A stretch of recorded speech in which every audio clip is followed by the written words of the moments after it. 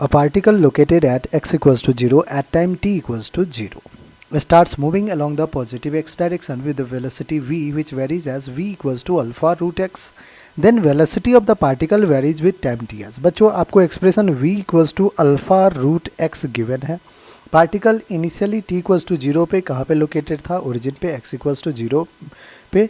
फिर वो क्या किया है, टाइम के साथ पॉजिटिव x डायरेक्शन की तरफ वेलोसिटी v से वेरी किया, और जो वेलोसिटी है वो अल्फा रूट x है. बच्चों कह रहा है कि वेलोसिटी टाइम पे कैसे डिपेंडेंट है वो आपको फाइंड आउट करना है. तो क्या मैं वेलोसिटी को लिख सकता हूँ बच्चों dx बाई डी टी? बिल्कुल लिख सकते हैं आप.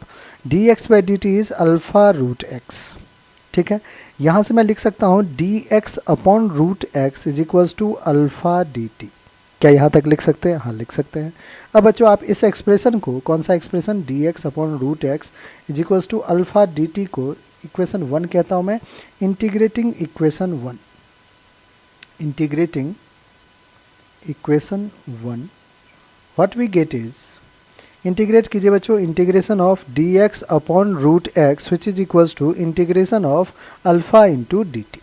ठीक है, अल्फा डी टी. अब देखिए इनिशियली x की वैल्यू क्या है 0, तो टाइम की वैल्यू क्या है 0. t इक्वल्स टू 0 पे x की वैल्यू भी क्या है बच्चों 0.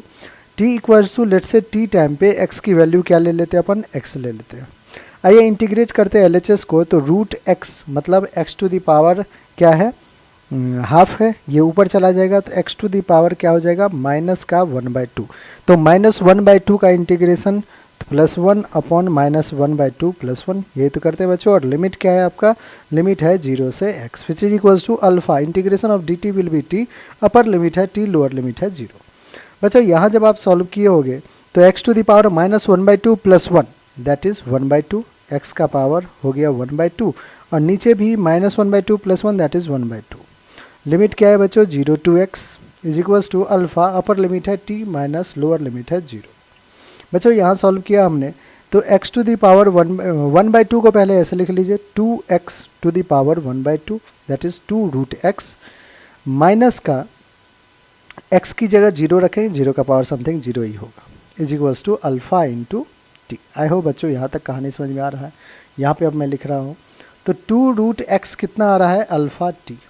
तो रूट x बच्चों कितना आ जाएगा, अल्फा टी बाई 2, ये वैल्यू आ रहा है.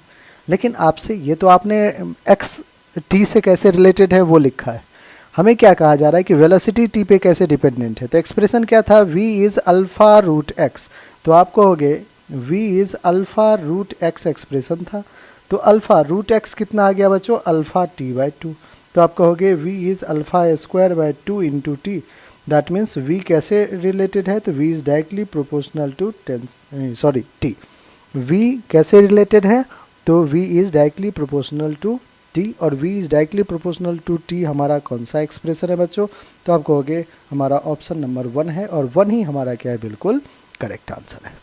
आई होप बच्चों आपको बहुत अच्छे से ये समझ में आ गया होगा. बच्चों इंटीग्रेशन, सिंपल इंटीग्रेशन भी आपको आता होगा, ठीक है ना. जैसे हमने रूट x को ऊपर लेके गए तो माइनस 1/2 हुआ, और x to the power n का जो इंटीग्रेशन करते हैं तो x to the power n plus 1 divided by n plus 1 ये करते हैं, है ना. तो ये सारी चीज़ें जो है ये कंसीडर करके मैं किया हूँ कि आपको समझ में आता होगा ये पहले से ही, ठीक है. सिंपल एक्सप्रेशन था.